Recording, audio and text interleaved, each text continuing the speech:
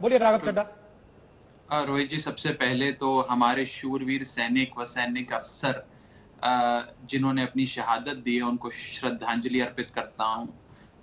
और एक आवाज में, एक स्वर में ये कहना चाहूंगा कि 130 करोड़ की आबादी वाला हमारा देश हमारी सेना के साथ खड़ा है और केंद्र में बैठी सरकार के साथ खड़ा है, क्योंकि ये हमारा कोई निजी मसला, कोई इंटरनल पॉलिटिक्स का मसला नहीं है। ये एक ऐसे देश से हमारा मसला है जो पिछले कुछ दिनों से बर्बरता से और जिस निर्दयी तरीके से हमारे सैनिकों पर हमला कर रहा है उसको जवाब देने की बात है। और यह कूटनीति से नहीं, मुझे लगता है कि कहीं ना कहीं प्रतिशोध की आग में पूरा देश जल रहा है और देश सेना के साथ खड़ा है और सरकार को कह रहा है चीन को चीन की आवाज में ही, उनकी भाषा में ही जवाब दीजिए।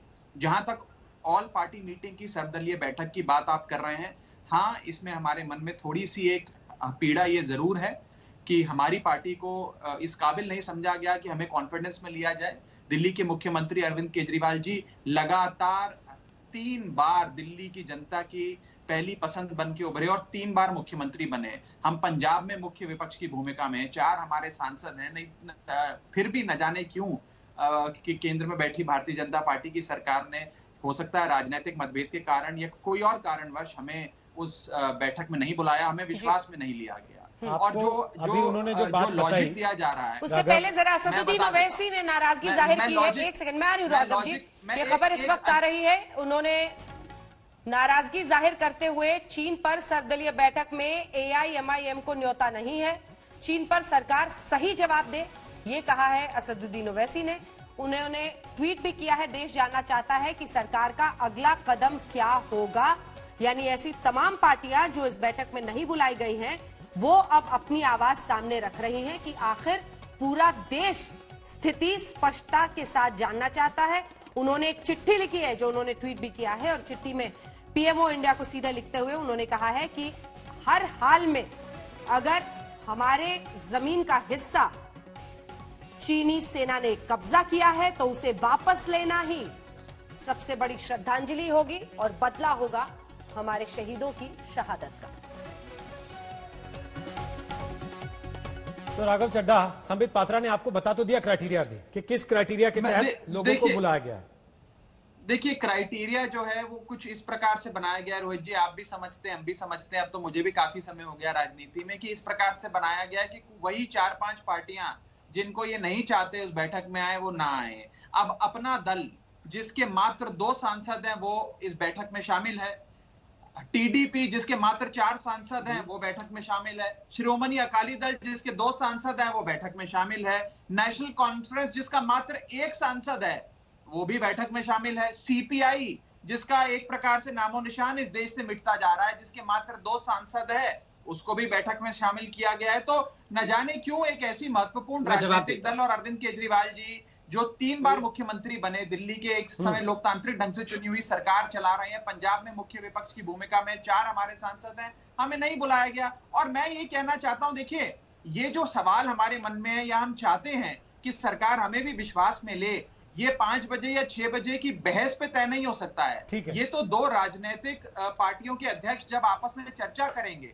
और देश को आप इकट्ठा समझेंगे। आज आपने मुझे नहीं भी बुलाया, हमारी पार्टी को नहीं भी बुलाया, फिर भी मैं कहना चाहता हूं हमारी पूरी पार्टी और दिल्ली की जनता और 130 करोड़ का देश आपके साथ खड़ा है। और संबित जी इसका जवाब देना चाह रहे हैं। संबित जी जल्दी से जवाब दीजिए। हमें बदला जो मकसद था, संबित जी, जो मकसद था इस सर्वदलीय बैठक का, वही टूट रहा है।